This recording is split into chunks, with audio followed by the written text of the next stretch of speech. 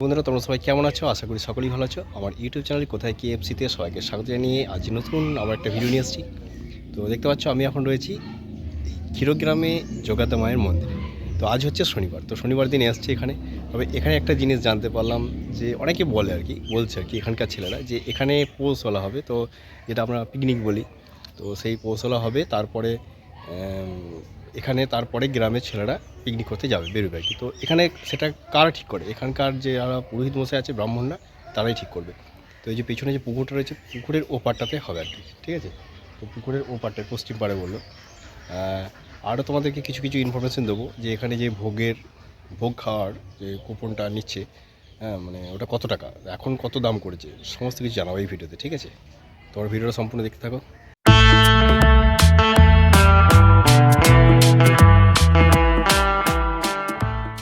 বর্ধমান থেকে কৈচোর স্টেশন ৩৬ কিমি দূরত্ব, আর কৈচোর থেকে ৪ কিমি দূরেই রয়েছে ক্ষীরগ্রামের দেবী যোগাদ্দা মায়ের মন্দিরটি।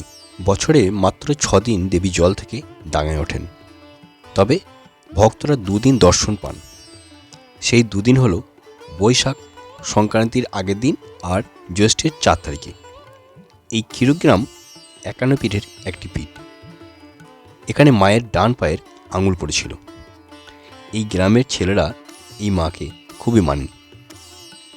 এই ক্ষীরগ্রামের পশ্চিম পাড়ে এখানকার সেবায়েতরা আগে পৌষলা করবেন, তারপর এই গ্রামের ছেলেরা পিকনিক করতে যাবে। হ্যাঁ, এটাই শুনলাম। এই যে পুকুরটি রয়েছে ঠিক ও পাড়টায়, ওখানে আগে এইখানকার যারা সেবায়েত আছেন তারা পিকনিক করবেন, তারপরে নাকি এই গ্রামের ছেলেরা যায়।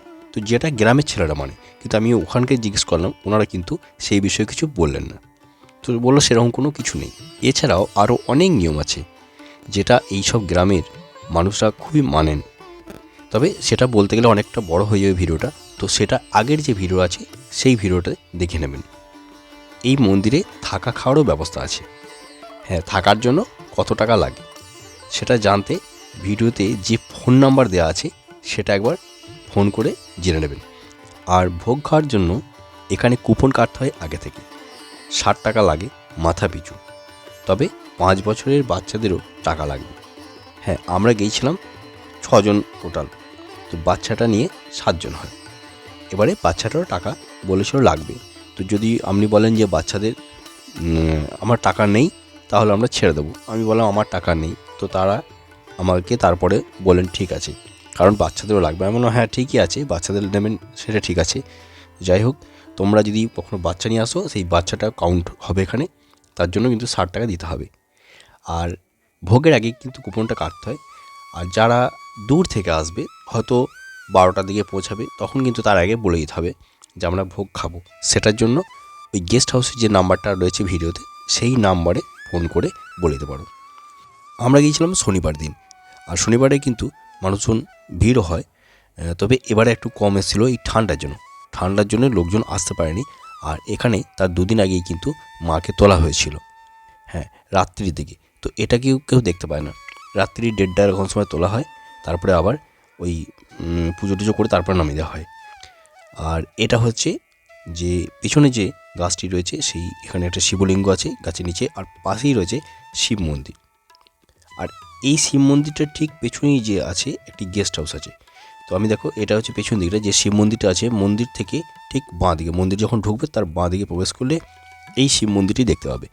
আর ওই সামনে রয়েছে মন্দিরটি, আর ওখান থেকে ঠিক তার পাশেই যে গেস্ট হাউসটি রয়েছে, ওখানে কিন্তু থাকা যায়।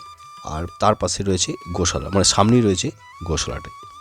আর এটা হচ্ছে ঘাটটা, স্নান করার জন্য এখানে ঘাট আছে, এখানে গ্রামের মানুষজন সবাই এখানে স্নান করতে পারে।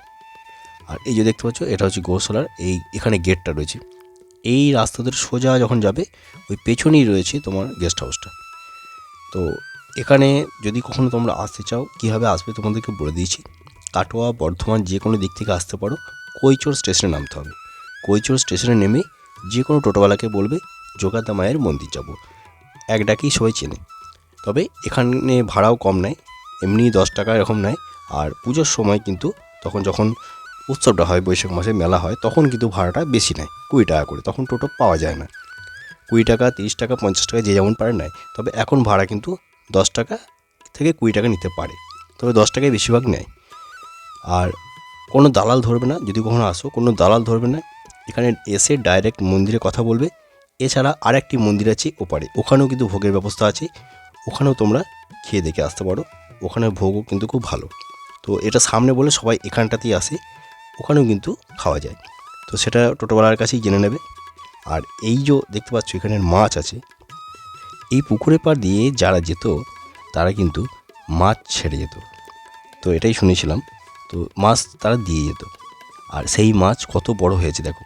তো যারা যায় এখানে বিস্কুট মুড়ি এইসব খাবার নিয়ে গেলে এই মাছরা নিমেষেই খেয়ে ফেলে।